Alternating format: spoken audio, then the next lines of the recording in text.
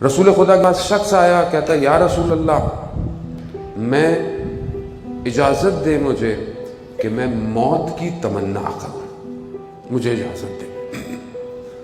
وہ سب کچھ کر لیا ہے زندگی میں، سارے کام کر لیے، بس موت آ جائے۔ رسول خدا فرماتے ہیں کہ ہاں اچھی بات ہے، موت کا تقاضا بری بات نہیں ہے، ٹھیک ہے، تم اگر مرنا چاہتے ہو، ہر شخص نے مرنا ہے۔ رسول خدا فرماتے ہیں کہ موت قطعی ہے، برحق ہے، چاہے کوئی چاہے یا نہ چاہے، موت نے آنا ہے۔ ہر شخص نے موت کے، ہر نفس نے موت کے ذائقے کو چکھنا ہے۔ رسول خدا کہتے ہیں موت آنی ہے، چاہے تم چاہو یا نہ چاہو۔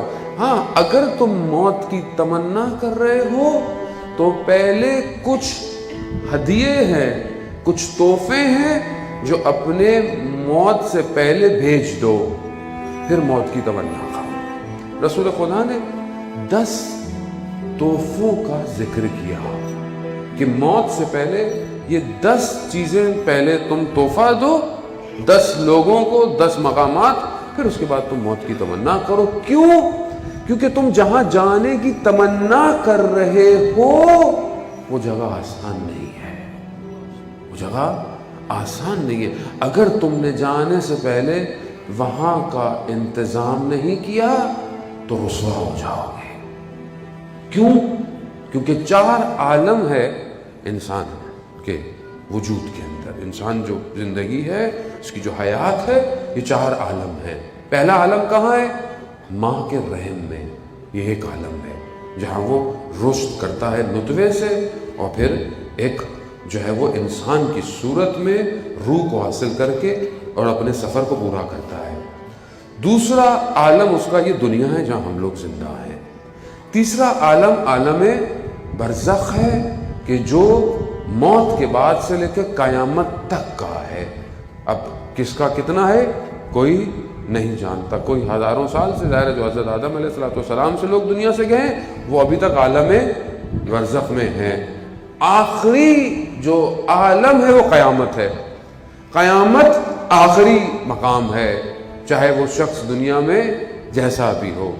اب ان سب کو شخص نے عبور کرنا ہے، اپنے ماں کے وطن سے اس کو عبور کرنا ہے، دنیا میں آئے گا، دنیا کو عبور کرنا ہے، اور دنیا سے عبور کر کے اس نے عالم برزخ کو، قیامت میں عبور نہیں ہے، قیامت آخری مقام ہے اس کا۔ اس تک پہنچنے کے لیے کہ جہاں اس نے ہمیشہ رہنا ہے، اس کا وہ کیا انتظام کر رہا ہے۔ عزیزان محترم، ہم نے سب نے مرنا ہے۔ کوئی شخص یہ کہے کہ میں نے نہیں مرنا، یعنی آپ اس کو کہیں گے کہ کیسے تم دیوانگی کی باتیں کر رہے ہو۔ ہاں، مرنے کا دل نہیں کرتا، یہ الگ بات ہے۔ کیوں نہیں کرتا؟ کیونکہ اس عالم سے تعلق جڑا ہوا ہے، چھوڑ نہیں رہا، چھوڑ نہیں سکتا، چھوڑنا نہیں چاہتا۔ کیوں؟ کیونکہ مادے ہی میں زندہ ہے۔ خوب یہ مادہ کیا ہے؟ یہ خواہشات ہیں، یہی نفسانی، یہی انسان کی طلب ہے۔ انسان اسی مادے کے اندر، جبکہ دنیا کیوں ہے؟ انسان کو کیوں دی گئی دنیا؟ کہ تم اس دنیا میں آؤ۔ قرآن کیا کہتا ہے سورہ ملک کے اندر کہ ہم نے موت اور حیات کو کیوں خلق کیا؟ ہم نے اسی لیے خلق کیا تاکہ ہم تمہیں آزمائیں کہ تم میں اچھا عمل کس کا تھا۔ قرآن کہہ رہا ہے۔